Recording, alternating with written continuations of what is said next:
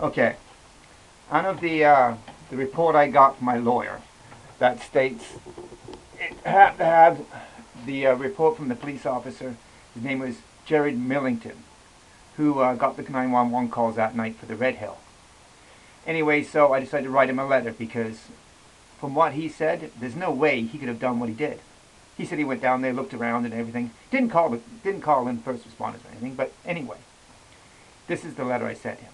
To Officer Millington, my name is John Pavaskus, and in 2011, November the 20th, 10:42 p.m. Sunday night, you got 911 calls, and a witness who told you a young man was trying to flag down cars on the Red Hill Highway, and he had blood all over his face. We heard this in court. This was 30 minutes. When he went to meet the girl on the off-ramp, it was 30 minutes after the first call went down. 30 minutes.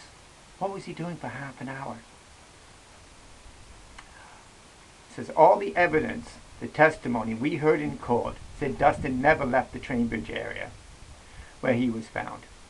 I said, I just got your report of that night from my lawyer, and there is no way it's true. There's no way he could have gone down there without seeing him. It's such a small area. The police station on King Street, it's called East Station, I believe, is 3.6 kilometers. And it's less than a minute away, and that's driving in a normal car. That's not with sirens on and lights blasting through. And there's only, I think it's four lights you'd have to go through anyway. Okay? I said, if you'd gone there with your sirens on and lights on, if you'd gone there right away, you could have saved our son. He was on the highway for a bit, trying to wave down cars after he'd been stabbed in the throat the first time. I said, you could have had a clean shoot, no questions asked. He said, I want you to tell the truth of what happened that night to my lawyer, Neil Jones, and I put down the phone number. It won't make things right, but it's a start, so I put down. Also, this was murder one, and I believe they did a plea deal so you would not have to go to court. I never heard from him until now. If it's been murder one, he would have had to come in and then testify to say what he said in court in front of a judge against all those witnesses that said, against his testimony. It would have been devastating on his behalf, believe me. So you would not have to go to it.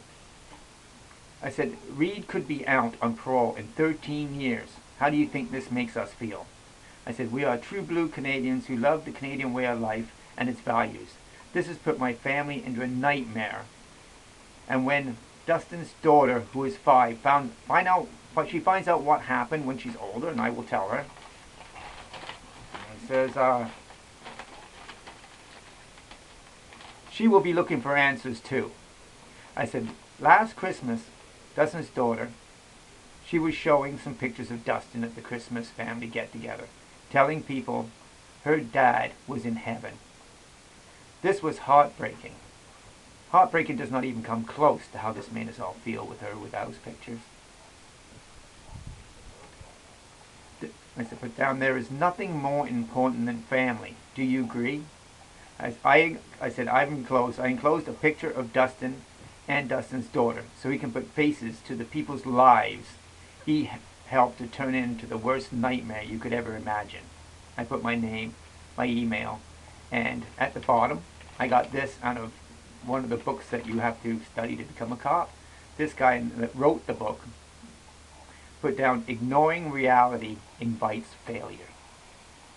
So let's see what happens when he gets this. See if you have enough guts to stand up and say what is true. And the thing that I don't get in the information that I've got so far, I haven't gone through it exactly page by page, but I've gone through it pretty good. There were supposed to be 2 officers that night that were supposed to be there. 2, not 1. And also, the information they sent me, they didn't give us what the 911 dispatcher, what the calls came in, what they were told. And then the dispatcher would have forwarded that information on to the officers that got the 911 calls. None of that information was in there. That was all left out. And there's some pages missing. So, I'm not quite sure why those pages were missing. But the letter that I sent my lawyer, the one I had like this all made up about facts and everything, right? I sent him that last Monday, so that's been over a week. that he got that. And I haven't heard from him either. So I know things in the legal world seem to move kind of slow, and they don't seem to rush things at all. But I would have thought I would have heard from him by now. So anyway, that's what we got so far. And we will proceed and see what we can get done from here. Like I said, I've already talked to another guy, another lawyer, and he's willing to take on this case of our lawyer, Neil Jones. Which, man, that was a big mistake getting this guy. I only did it because his sign said he knows how to deal with police and get charges filed and all this, you know, for the victims. We're supposed to stand up for the victims. So far, he seems to be standing up for the police. So, anyway, like I said, okay, well, I'm going to sign off for now, and I'll keep you informed of what happens next. Okay? All right, bye.